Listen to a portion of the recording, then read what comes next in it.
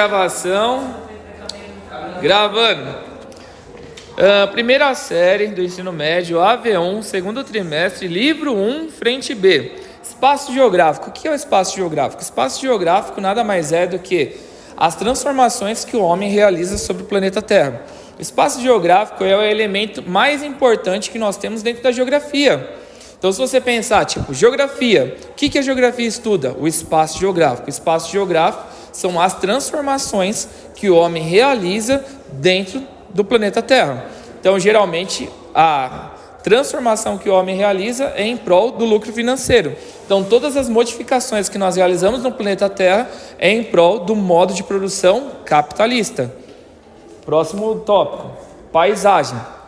A paisagem faz parte do espaço geográfico. A paisagem nada mais é do que uma parte do espaço limitado pelos seus sentidos corporais. Sextoninho, lembra quando vocês estavam no Sextoninho, que a gente foi lá na florestinha do ladinho ali, da quadra, tirar uma foto lá da paisagem? Lembra disso? Não lembram disso? Acho que então com vocês eu não fiz isso daí, perdão, sorry. Pode ser. Então, paisagem. Já estava em casa? Que pena. Então, paisagem, ela vai ser parte do espaço, limitado pelos seus sentidos corporais. Dá para poder analisar a paisagem daqui, a paisagem de Mauá? Não dá, porque está muito longe. Dá para poder ouvir aquilo que está acontecendo, por exemplo, lá no Uruguai? Não dá. Então, a paisagem, ela é parte do espaço limitado pelos seus sentidos. Tato, olfato, paladar, visão, audição.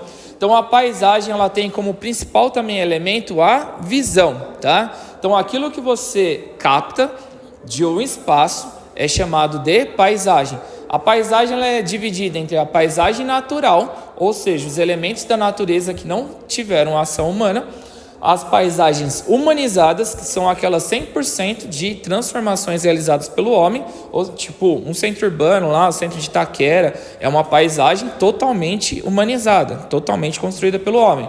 E também temos a paisagem cultural, que é uma mescla, 50% e 50%. Um exemplo, Praia Grande, você vai ter lá, a areia da praia, o mar, o oceano, vegetação natural. E você vai ter do outro lado, vai ter prédios, comércios, restaurantes, bares, o pessoal vendendo camarão. Então, isso daí faz parte do homem. Então, essa mescla de paisagem natural com paisagem humanizada é chamado de paisagem cultural. Um outro exemplo de paisagem cultural seria uma fazenda. Então, por mais que tenha lá um plantio de morango, batata, alface, aquilo foi plantado pelo homem. Então, é uma paisagem cultural.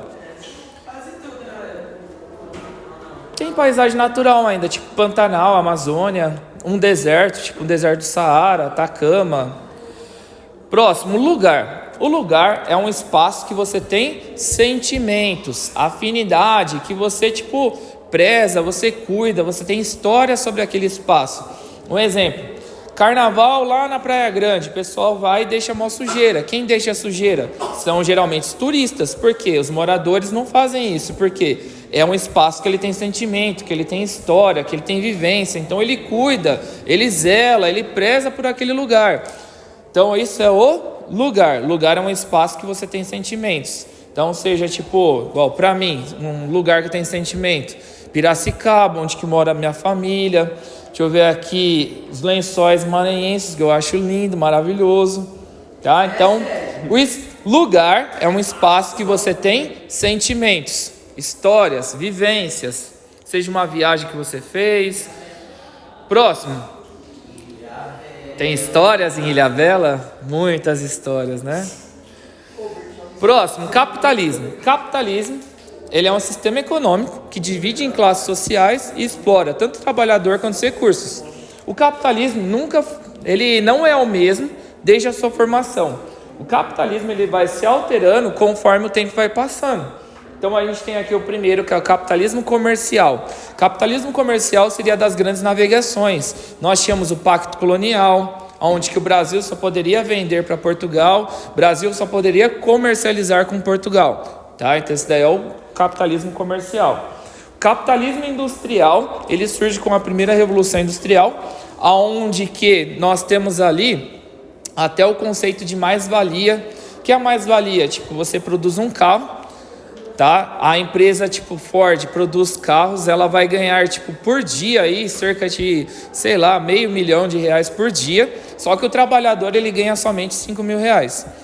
Então, aquilo que ele produz não é compatível àquilo que ele ganha, tá? Isso é a mais-valia. Este daqui, então, o capitalismo industrial surge com a Revolução Industrial e vai explorar o trabalhador aí ao máximo. Aí onde que a gente já tem aí um livre comércio e tal, não tem mais o pacto colonial. O próximo, capitalismo financeiro. Capitalismo financeiro, ele surge lá, mais ou menos no ano de 1900, onde que tem aí a quebra da Bolsa de Valores. Capitalismo financeiro, nós temos aí o modelo neoliberal surgindo, onde que o governo ele vai ter menos controle deste capitalismo.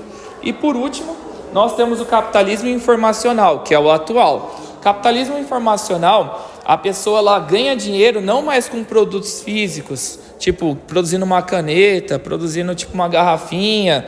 A pessoa lá ganha também com aquilo que ela produz e até intelectualmente aí. Tem muitos influencers digitais aí e tal que ganham dinheiro. Virgínia faz um videozinho, bomba, ganha de monte. Neymar grava um videozinho, ganha de monte de dinheiro. Então esse é o capitalismo informacional, onde que a tecnologia está auxiliando o modo de produção econômica. No capitalismo informacional, nós não precisamos também mais de lojas físicas. Um exemplo, você precisa de comprar alguma coisa, você vai, compra pela internet. Sei vocês, mas eu já fiz isso muito, de ir numa loja, olhar o modelo do tênis ou o modelo da camiseta e falar, não, só estava dando uma olhadinha. Aí vou lá, pesquiso na internet, acho mais barato, já sei o tamanho, já sei o modelo e compro pela internet. Eu gosto de provar para ver se certo tem. Então, daí dá para você pegar e falar, só dando uma olhadinha, só uma pá, daí vai lá e compra de casa. Então isso é o capitalismo informacional. Shopee, AliExpress, deu para entender já, né? Próximo, neoliberalismo. O que é o neoliberalismo? O neoliberalismo ele surge com a crise de 1929. Nós tínhamos um Estado liberal, onde que todo mundo poderia comercializar, colocar o seu preço e tal, da forma como que queria. Entrega pro Theo. Ele faz todo o esforço para poder ir até você, pode deixar. Amém, né? Cadê a irmã Gilmara para me ser chicota? Valeu, irmã Gilmara.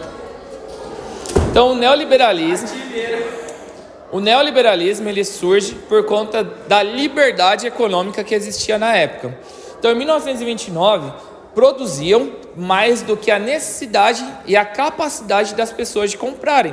E isso levou à quebra da Bolsa de Valores em 1929. O governo, então, os governos mundiais, eles tiveram que controlar, nem que seja de forma mínima, essa economia para que o mundo possa sair dessa crise. Este modelo agora ele é chamado de neoliberalismo. No neoliberalismo, nós temos aqui também algumas alterações de produções, exemplo, da terceirização. Então, no caso, você pode pegar um avião e produzir parte do avião na Índia, parte do avião na África do Sul, parte do avião no Paquistão, Bangladesh, e depois monta tudo, por exemplo, na França. Isso é terceirização da produção. No neoliberalismo também, deixa eu ver se tem mais alguma coisa que possa cair aqui. Eu acho que já está bom. Próximo. Trabalho por Milton Santos. Milton Santos, ele classificou o trabalho de acordo com o tempo histórico. Então, para Milton Santos, nós temos lá o espaço natural, onde que o homem modificava o espaço somente de acordo com a sua subsistência. Ou seja, plantava para poder colher, via uma macieira, tirava só 2 maçãs, porque é aquilo que enchia a barriga. Hoje, o homem capitalista, não. Se ele olha uma macieira lá com 100 maçãs, vai tirar as 100, 2 ele tira para ele poder comer, as 98 ele vende. Dúvidas? Então, esse daqui é o meio natural. O próximo nós temos o meio técnico, onde que o espaço geográfico ele vai ser mais transformado por conta do surgimento das indústrias. Então esse é o meio técnico. As indústrias, elas demandam maior retirada de recursos naturais, e com essa retirada de recursos naturais, nós temos a transformação do espaço geográfico. Esse é o meio técnico. E depois nós temos por Milton Santos que é o que nós vivemos atualmente, que é o meio técnico científico e informacional. No meio técnico científico e informacional, que é o atual, nós temos as tecnologias mais avançadas, tipo, desde todo o período histórico, e essa tecnologia avançada faz com que o espaço geográfico venha a ser mais transformado, por conta das necessidades humanas.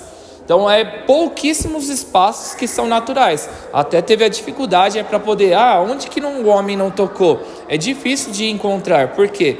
Por conta dessa revolução industrial e informacional, faz com que o homem ele venha modificar de uma forma gigantesca o espaço geográfico. Próximo, para a gente poder finalizar aqui, na prova você vai ter que organizar as revoluções industriais. Primeira revolução industrial, quais são as características que você vai precisar organizar? O tempo, o período histórico, que foi lá em 1730, século XVIII, e aconteceu aonde essa primeira revolução? Na Inglaterra. Qual que era o combustível que era utilizado? Carvão. O que se produzia? Roupas. E qual que são as inovações? A locomotiva, o trem. Então, o trem é uma inovação dessa primeira revolução industrial. Então, primeira revolução industrial, coloquei todas as características. Vamos para a segunda revolução. Então, na segunda revolução industrial, qual o período histórico? 1830 mais ou menos, século XIX. Quais são os países que agora são industrializados? As potências desenvolvidas. Estados Unidos, Japão, a França. Já tá bom. O que nós temos de produção? Os automóveis. Então, os carros surgem durante esse período. E qual que é o combustível? Petróleo. Acabamos a segunda revolução, agora vamos para a terceira. A terceira, mais 100 anos, 1930 mais ou menos, século 20. Quais são os países que são alcançados? Os países subdesenvolvidos. Um exemplo, Brasil, a China. Então, o que se produz durante a terceira revolução industrial? Continuamos aí com carros também, tá? Então, continua. Na terceira revolução industrial, nós recebemos as indústrias desenvolvidas, nós não criamos nada. No Brasil, nós não criamos nada, nós só recebemos empresas de fora. E qual que é o combustível? Combustível são as fontes renováveis, eólica, solar, hidrelétrica, então fontes renováveis. E por último, a quarta revolução. Então, a quarta revolução industrial, ela ainda está acontecendo. Então, muitas das coisas ainda, são descobertas. Então, a quarta revolução industrial, o período histórico é o atual. A quarta revolução industrial, ela temos como protagonista ainda os países desenvolvidos. A fonte de energia, nós temos as fontes renováveis, ainda continuamos tentando trazer uma sustentabilidade. Na quarta revolução industrial, agora as inovações, principalmente nós temos a internet, tá? Principal inovação. Com a internet nós temos o sistema de Big Data, onde você pega e fala alguma coisa, sei lá, iPhone 15, você pesquisa no Google, vai aparecer na sua timeline em todas as redes sociais sobre iPhone 15. Pesquisa Nike, vai aparecer um monte de anúncios da Nike. Pesquisa lá, restaurante com comida japonesa, vai aparecer um monte de anúncios de comida japonesa. Nós temos também como inovação a internet das coisas, esse é o nome, internet das coisas, onde tudo está conectado com a internet, Alexa, a Siri. Então você manda acender a luz, manda fechar, trancar a porta, tudo conectado com a internet. Isso se chama internet das coisas. Deixa eu ver se tem mais alguma coisa aí para poder comentar. Isso, muito obrigado. Eu acho que então é o mais importante também. Saúde, Camila. A inteligência artificial, que ainda também é um ponto de interrogação daquilo que o homem ele pode fazer. Tá? A inteligência artificial também faz parte da quarta revolução industrial. E eu acho que é só, e acabamos por aqui a nossa revisão.